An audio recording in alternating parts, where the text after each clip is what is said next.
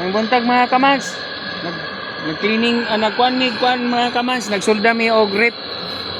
Nami gi sulda kay nabuslot o ang iyang kuan. Kaning Paborator. Na nabuslot. Mo ni siya mo ni ngari po amang giayo. Yatod ni kagabi. Mo na siya. Buslot, nawala ang priyon mga kamans. Nawala ang priyon. Muni among giayo karon mga kamans. Gisulda pa, tubilan day ni mo priyon karon. Kani dayon ang aircon mga kamans, so amo aning aran sa sulod ang aircon. Mo mo tong isunod og trabaho. Tapos kani dayon sunod ay na magtrabaho ng rep nga duha ka buok. Kani mo among unahon karon kay kuhaon ni karon sa kuan tagiya customer.